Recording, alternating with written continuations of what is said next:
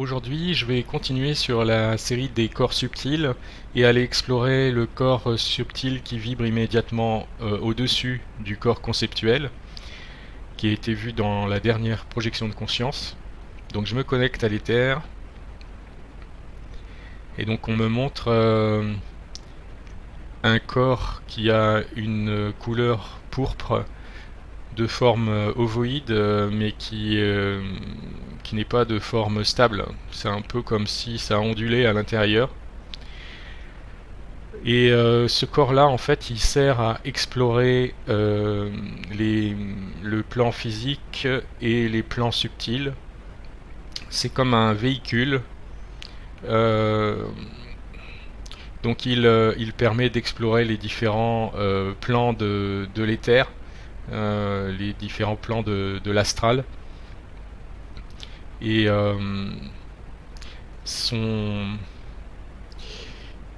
il est quand même limité en fonction du taux vibratoire de la personne à certains plans. C'est-à-dire que plus la personne vibre haut, et plus le champ d'exploration est large.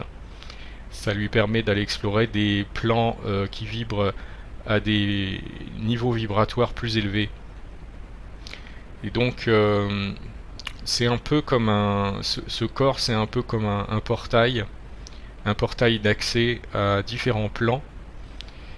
Et en même temps, ce corps, il a quand même un rôle protecteur. Il permet de protéger l'intégrité de la personne dans ses explorations de ces différents plans. On peut l'appeler corps, corps astral pour simplifier, parce qu'il ne permet pas d'aller que dans l'astral, mais aussi dans le plan physique. Et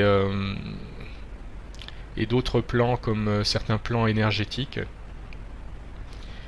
Mais pour simplifier, on peut dire le corps astral parce que l'astral c'est quand même très large. Euh, et on pourrait dire que le physique et certains plans énergétiques ce sont des sous-catégories de l'astral. On pourrait dire que c'est ce qui vibre de façon la plus dense dans l'astral, qui ferait partie du bas astral pour simplifier. Et donc ce corps qu'on pourrait dire corps astral, il permet à la personne d'explorer, de se déplacer, tout en gardant son intégrité, une sensation d'individualité. On me dit que c'est proche de l'âme, mais ce n'est pas encore l'âme. C'est l'âme correspond plus à quelque chose qui vibre encore plus haut, mais il y a une connexion forte avec l'âme. Et ce corps astral, il a quand même, il a plus un rôle. Faut plus le regarder comme un vêtement. Un vêtement, ça ne représente pas la personne elle-même. C'est juste une enveloppe. Donc ce corps astral, c'est juste une enveloppe de protection et à la fois un portail qui permet de se déplacer dans différents plans.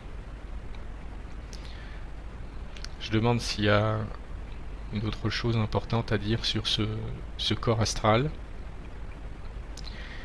On me dit qu'il est fortement influencé par les corps qui vibrent à des fréquences plus basses, comme le corps émotionnel, parce que en fait, c'est comme si son état de santé de ce corps astral dépendait fortement de l'état de santé des corps qui vibrent à plus basse fréquence. Donc le corps émotionnel, les corps énergétiques, le corps mental, etc. Donc il a, il a cette couleur pourpre d'une manière générale, mais en fait il y a comme des formations de colorées, des taches qui peuvent apparaître à travers cette enveloppe. J'en vois comme des grosses taches bleues. Et ces tâches-là, en fait, peuvent refléter l'état de santé, euh, par exemple sur le plan énergétique ou sur le plan émotionnel de la personne. En général, quand ces tâches apparaissent, c'est pas très bon signe, c'est plutôt signe que la personne n'est pas en très bon état de santé. Et il n'y a pas que des tâches, ça peut être aussi des espèces de stries, des stries en surface. C'est pour ça que, en fait, les personnes qui sont capables de regarder, euh, de voir ce corps astral, et peuvent en fait diagnostiquer un peu l'état de santé de la personne.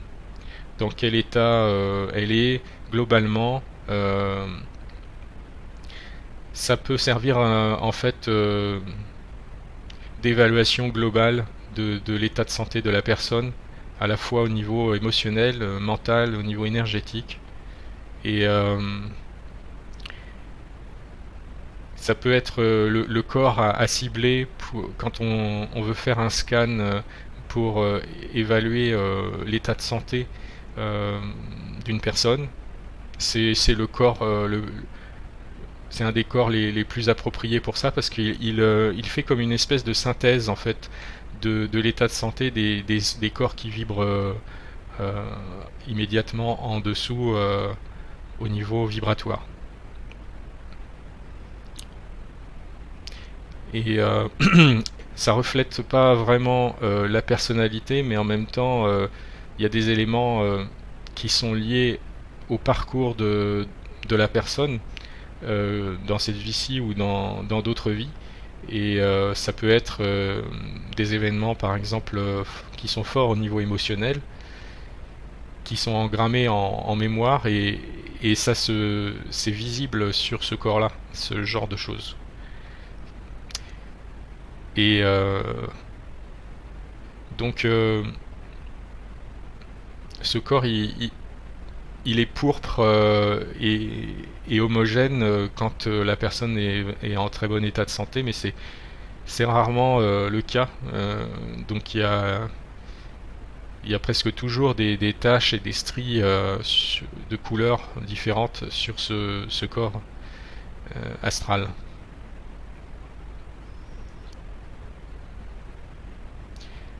Donc là, l'évolution spirituelle de la personne est visible aussi sur l'allure de ce corps astral, parce que si elle a bien travaillé sur elle, s'est libérée de ses peurs, etc. Elle a non seulement le corps astral vibre plus haut, il est plus lumineux, il a une taille plus grande, mais aussi il est plus pur en termes d'aspect. Il est moins pollué par des taches ou des stries en surface, qui font un peu office de mémoire du parcours traumatique de la personne dans cette vie-ci et dans les autres vies. C'est un peu comme un,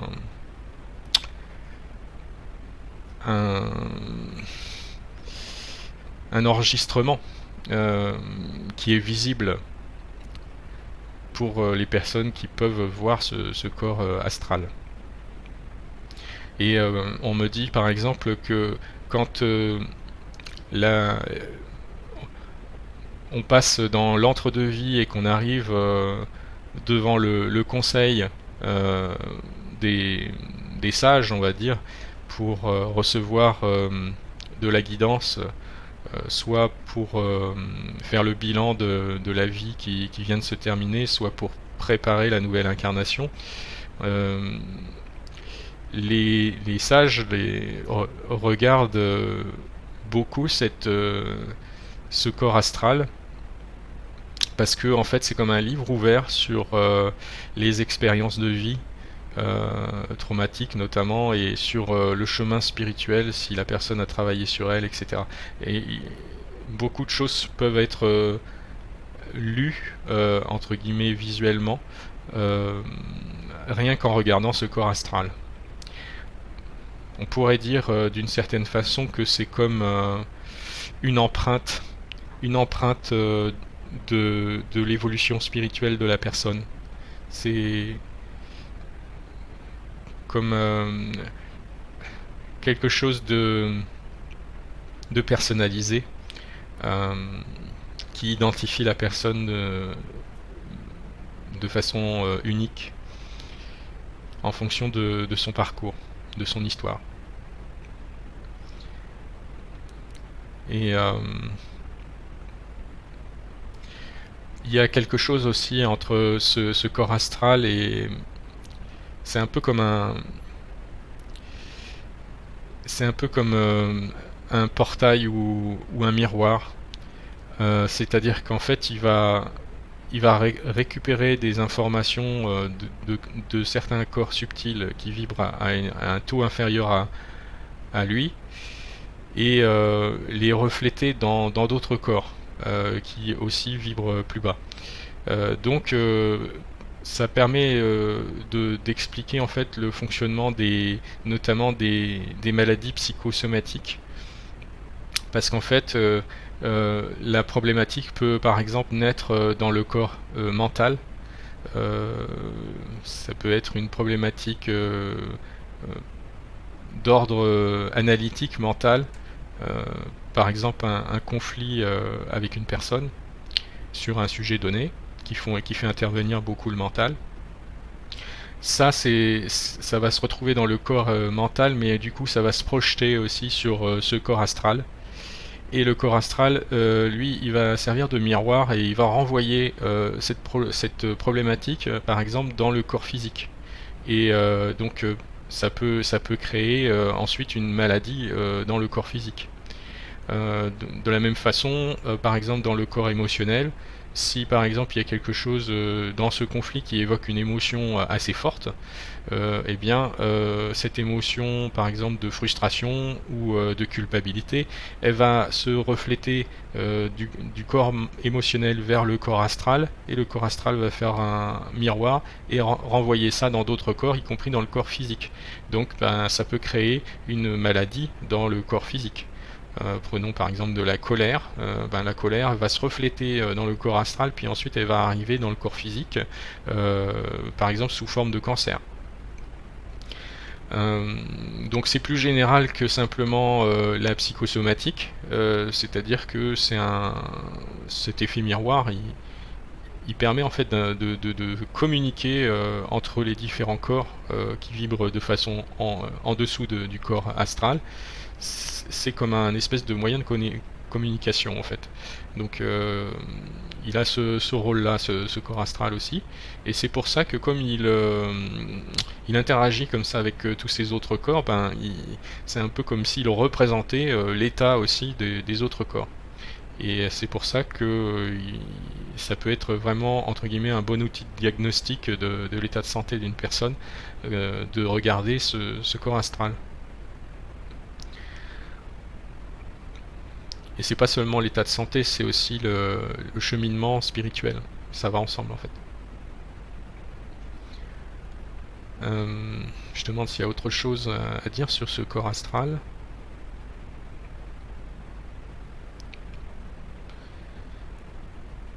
On me montre un déplacement du corps astral vers des plans qui vibrent à des fréquences assez élevées.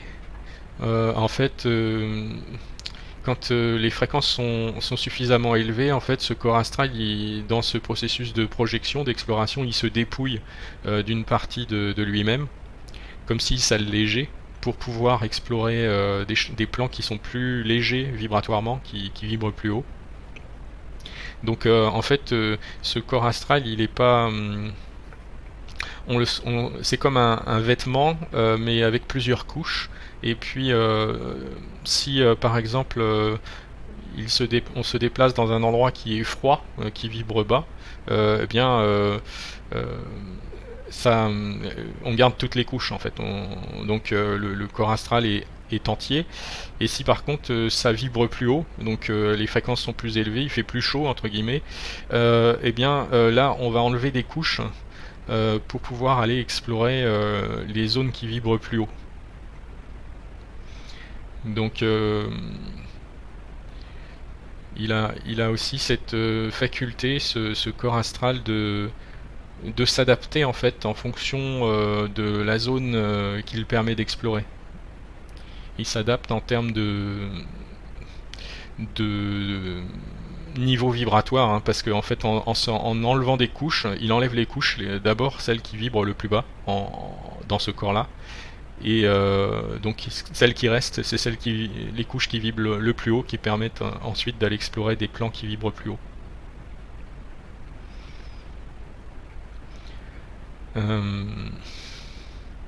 Je demande s'il y a autre chose à dire concernant le corps astral.